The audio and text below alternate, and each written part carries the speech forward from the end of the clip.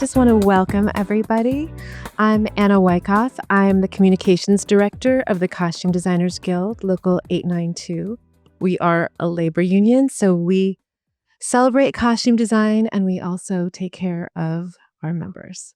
I have to thank Warner Brothers and Warner Brothers Discovery Global Archives. That's a new name, you guys. So thank you for having us. It's such a profound experience to get to see this sort of film in the right way. And so it's amazing for all of us. And thank you. So the costumes of Rebel Without a Cause are contemporary to the time.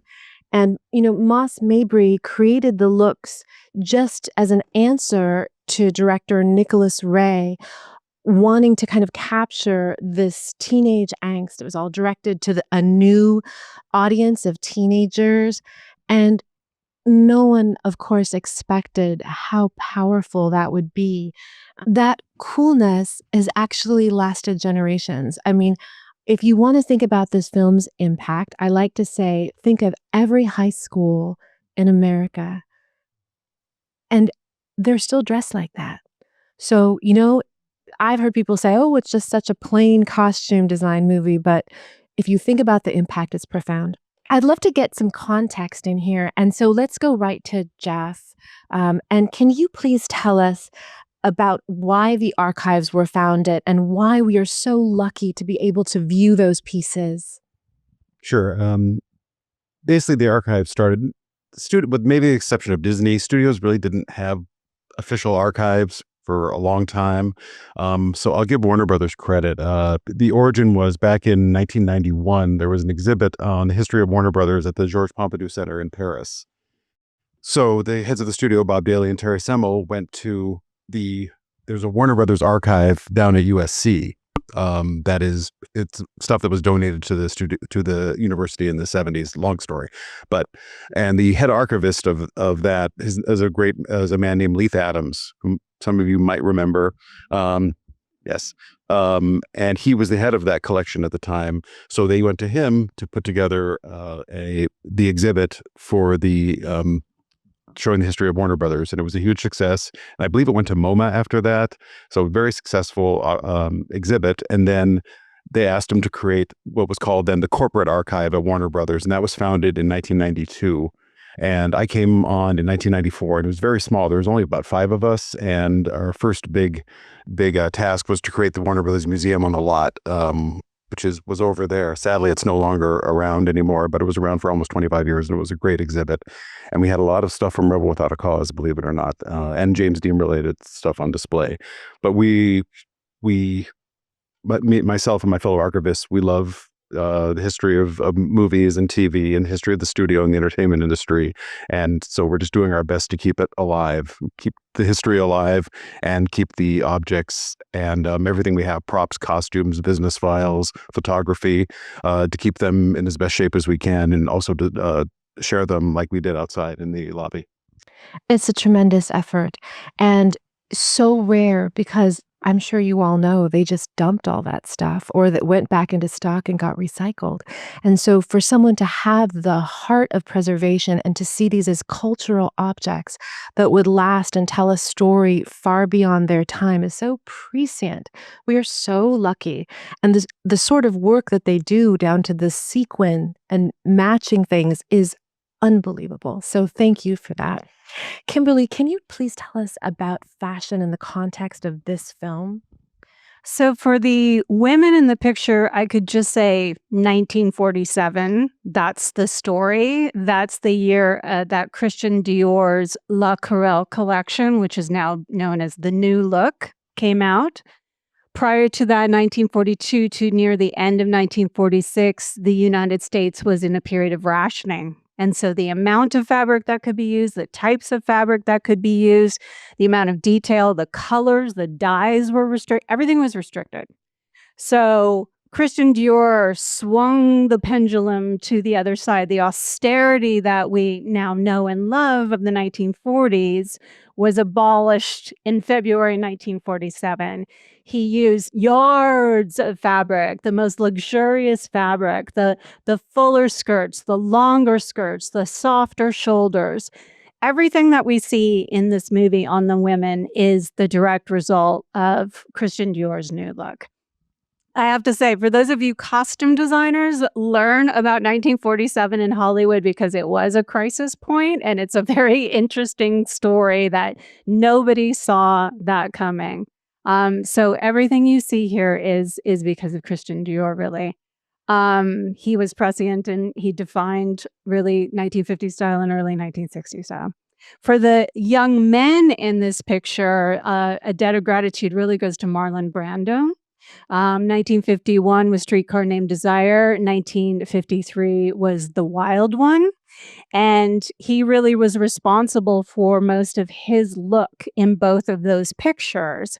And Marlon Brando happened to be the person that James Dean was literally obsessed with. So not a surprise, but also Montgomery Clift, shout out to Edith Head in A Place in the Sun, his look in that movie also. And then this is a shout out to my husband, Kevin. Southern California auto car culture has a big impact on the style on the young men in this movie. Clearly, cars are a character in themselves in this movie. So all this comes together in the costume design on this film. Thank you. Jeffrey, you know how to use simplicity, and very often everything that gets awarded is, period, or it's fantasy. And sometimes the contemporary costumes are just sleepers, and history is what really tells us when contemporary costume is impactful. As a person who has done many films that use contemporary costume design, what is it about that simplicity that ends up being so powerful to audiences?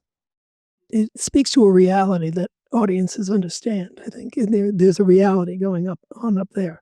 But the interesting thing to me, as I was watching this film, the use of color is very important, obviously, to Nicholas Ray. And obviously the use of red specifically is a very telling color in this film. It's pointedly put in places. The socks on Salmini, or the jacket on James Dean, the red dressing coat in the very beginning of the movie that's on Natalie Wood. Red brings this family group together, and in one way or another, and he sleekly does it throughout, chicly and also very sleekly, because he sneaks it in here and there.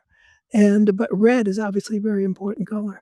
But as far as the clothing is concerned, contemporary clothes in a contemporary movie, depending on what the movie is, it should smack of reality of what everybody is. But you don't want to watch yourself up on a screen. I don't want to spend $18 to go and look at myself up there. So I think it's our job as filmmakers and entertainers. That's what we are doing. We're trying to entertain with this work. We give them reality with a little bump toward a fantasy or entertainment value that hopefully they appreciate.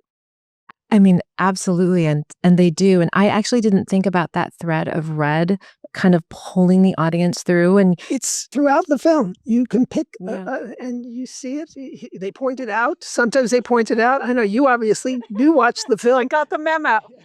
You did. But it's very, very interesting. And you see it pop up. It's just, it's absolutely emblematic when you think of it as an element.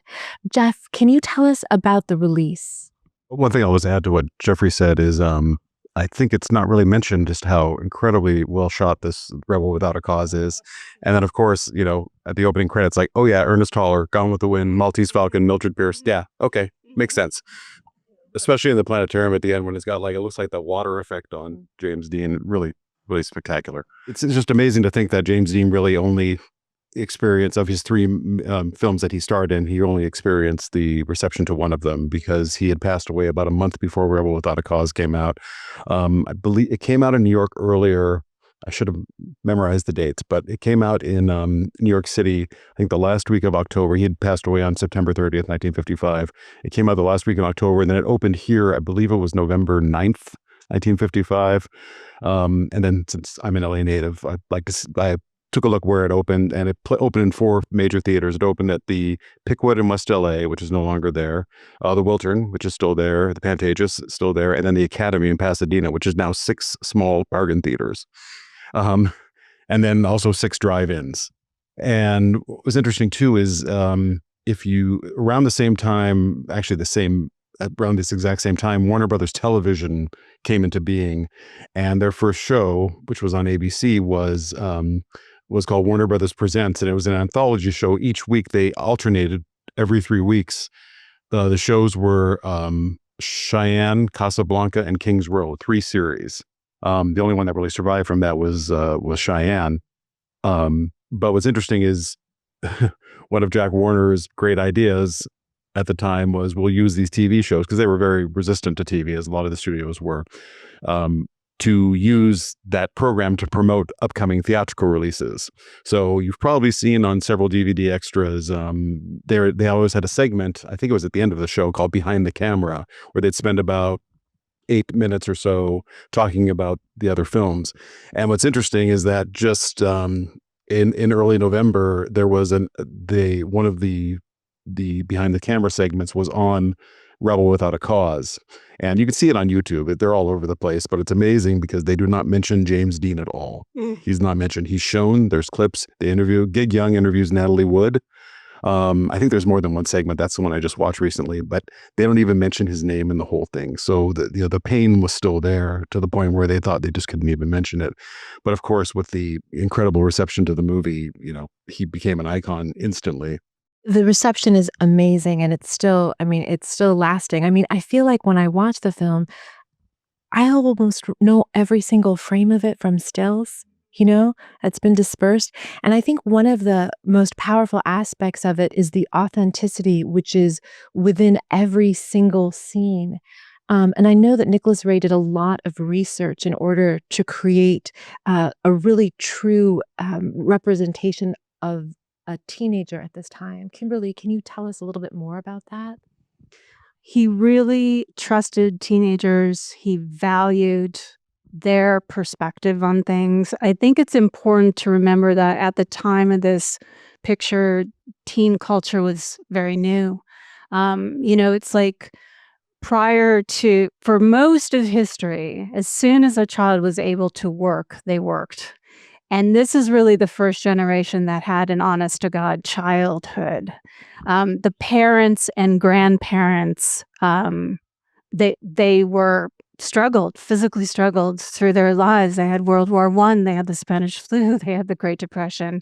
And so this youth generation, the child labor laws didn't even come until 1938. The term teenager as a one word didn't come about till 1941.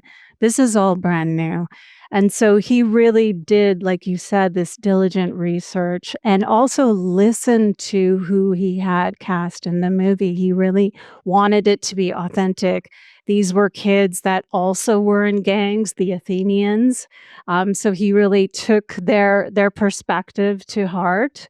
But the one thing that's the strong thing about this movie is that he saw teenagers in a heightened sense of humanity. He kept it heightened by keeping it to a 24-hour period, and he trusted their voice. This is an honest perspective from teenagers, and this is really one of the first times that had been done.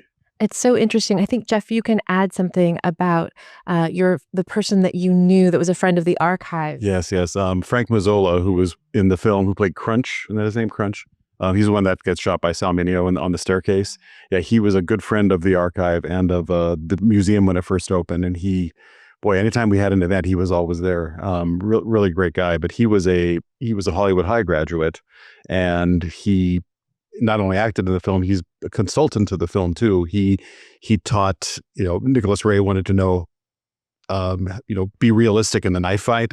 So Frank Mazzola was able to tell them, how to hold the knife, how they acted, and then also how they acted. I mean, not just acting in the knife fight, but how they acted when they, and how they dressed. So to make an authentic, teenage gang or gang-related experience at that time. And he was a good guy. He passed away about maybe 5 or 6 years ago, but a very, very nice guy and a good friend to the archive. I feel like that reality really comes through because you never question the intention, the movement, even the small gestures, they feel like they still resonate with you. Jeffrey, I just want to kind of dig a little bit deeper in terms of that idea of Kimberly's heightened reality that was created in this film, and your idea that the costume designers have to do just a little bit more. So what do you feel like, what touches do you feel like Moss Mabry used to kind of amplify the story within the costumes of the film? Well, I think he did a good deal of aging, and doing it very well, that everything looked worn, that nothing looked like it just came out of a package. Because we're talking about jeans and T-shirts here, but nothing looked like brand new.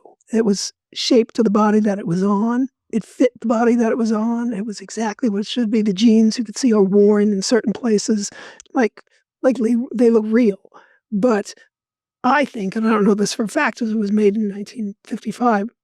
I was just born 2 years before. So I look at those jeans and I see they've gone through a process. They've been faded. They've been, dealt with. They've been color toned. I mean, everything has been touched, obviously, and specifically for what it is. Natalie Wood's character is very separate from everybody else.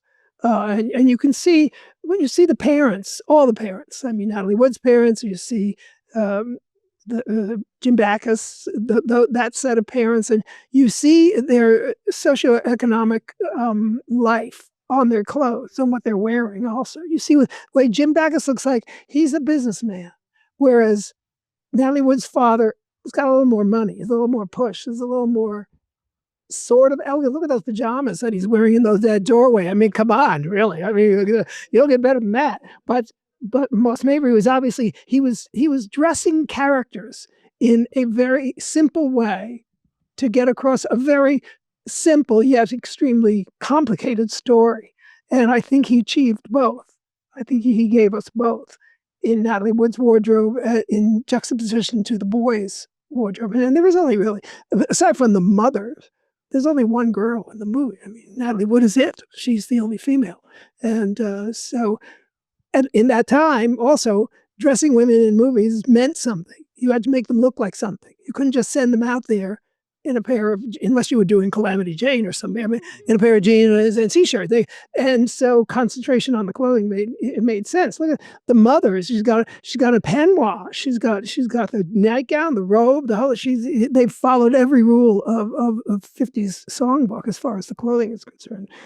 Jim Backus, that apron is obviously extremely important, because that's telling you who that man is.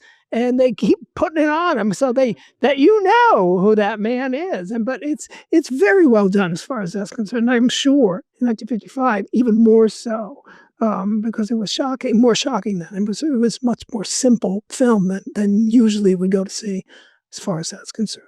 And then I think I just want to add, another thing, that because I actually watched this last week up at my son's film class. He's a student, not a teacher.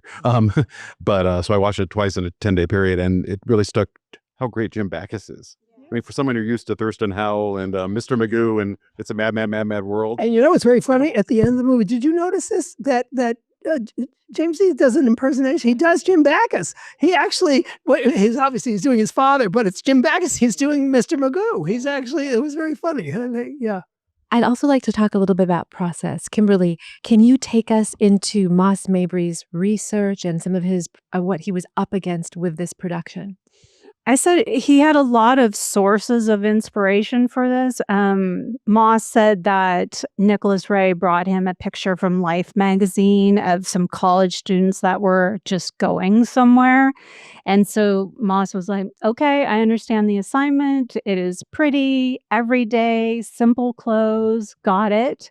And then again, to the authenticity that was so important to him, he supposedly, it sounds like he let a lot of the characters, the supporting characters, go shopping on their own. They like to shop at Matson's, which is a Hollywood store that doesn't exist anymore.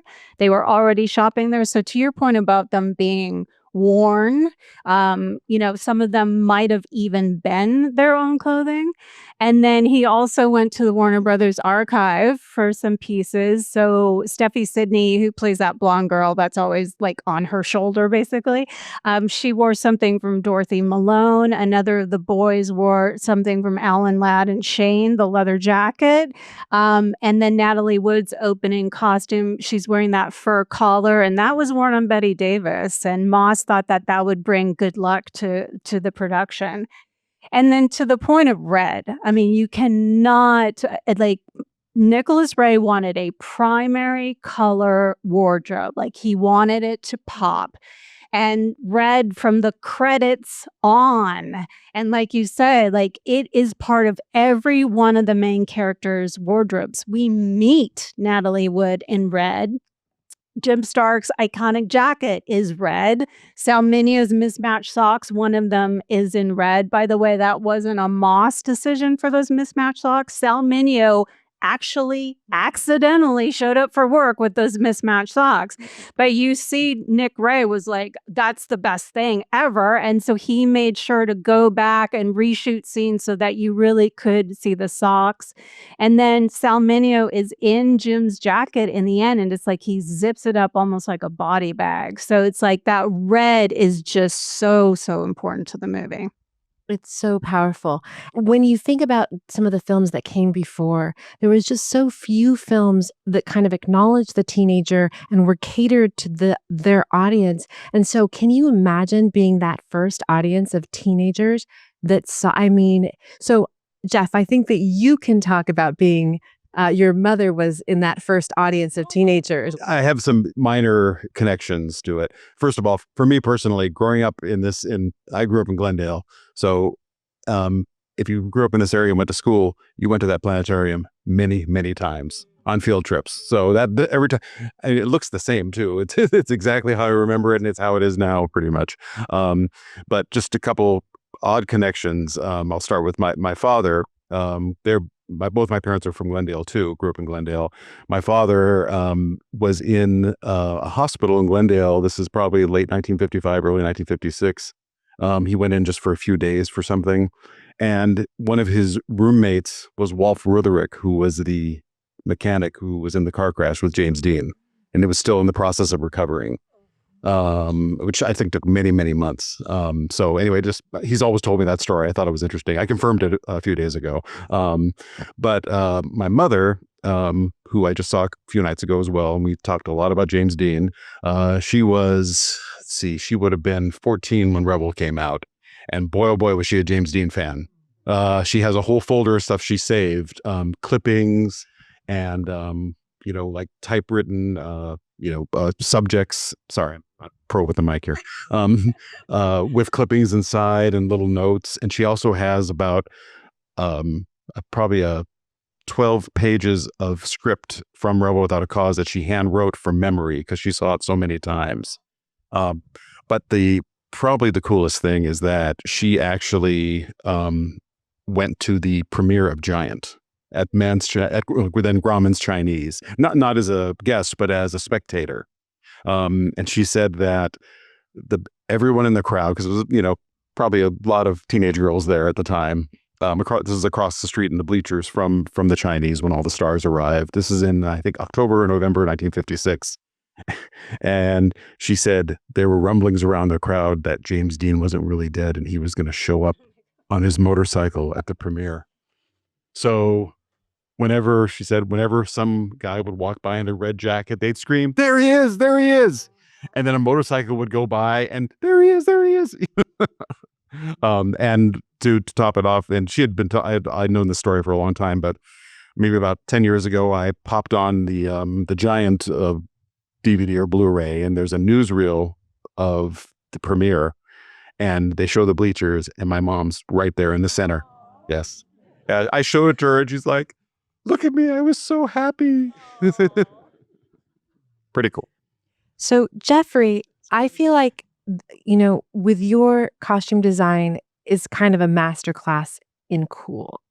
And I'm sure the audience members know if you try to dress cool, sometimes it just doesn't work out. So can you explain like how you achieve that and how you think it was achieved in this film? Because that essence of cool, I think it's something that just seeps into you and you just take it away. It's one of the lasting elements of this film. Well, I think in this film, and as in all films, uh, it's not what you're wearing; it's how you're wearing it, and that's the difference. Um, you can think up a great outfit for some character, and if you put it on the wrong person who can't wear it, it's useless. It- That's why your relationship with the actor is so important, because you've got to get in. Because that person, no matter what you think or do, that's the person that's going to be wearing your creation, whether you like it or not. So you better make it so that that person sells it as best as they can, and that means looking and see where you have to change things and where you have to cater to the actor, at which you do have to do sometimes, because using that word cool, what is cool? James Dean is obviously cool. But what is cool about him? His t-shirt isn't cool, but the way he walks is cool. The way he moves, the way he lurches first before his head comes in, he goes slow. He does so many things just as an actor. So I don't think it's so much what you're designing, it's how the person wears it and how you present it that makes it, as far as that's concerned, because I did a movie called Hannah and Her Sisters, and Diane Weiss. Thank you. I'm glad you liked it. I hope you still like it. I think it still lasts. Diane Weiss plays the character of, the crazy sister, supposedly, the rebellious sister who has an incredible arc that goes way high and then comes back down to the normalcy, shall we say. And I knew her because I had worked with her on several films, and I knew what she could do, which was just about anything. She didn't know that, but I knew that. And so when I dressed her for that part, she stood in that fitting room. She tells the story, actually, so I don't feel bad about it. She stood in that fitting room. She looked at me, and every time because I came in with bags of stuff and also necklaces and men's pants and baseball hats and things that she's looking at, and she's what the hell is he doing? And so, but she let me go on. And when we finished, after 2 or 3 hours in the fitting room, she looked in the mirror and looked at me and said, "There she is. That's who she is." And she trusted me, and I knew she could bring it forward. And I would never have put her in anything I thought she would not succeed in. To have that costume designer's eye to this sort of work in parallel with the work that I think it definitely explains the methodology and why it's impactful.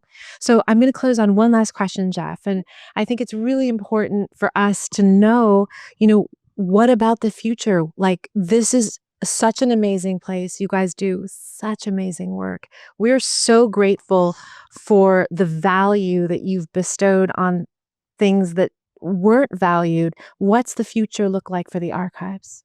Thank you for that. It's I always talk to people who are a lot of people who are fellow movie, TV, entertainment fans, and they understand the value of this. So it's important that that other people understand the value of it too.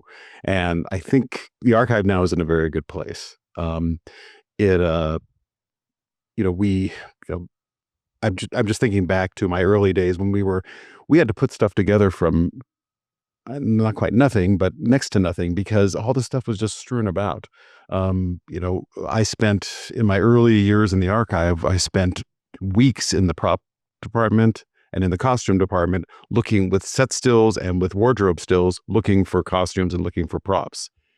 It's great, but it's very exhausting. You get kind of nauseous after a while. But for instance, I found my greatest find was, I'm sure you've all seen Giant, the black denim shirts that James Dean wears when he strikes oil. Yeah, we found about 5 of them. That's my one. I mean, someone else probably would have found them, but I could say I found them. Yeah, and they all have his tag and the production number for Giant inside. So that stuff, it's amazing. This was probably about 1995. So that stuff had been back in the wardrobe department for almost 40 years.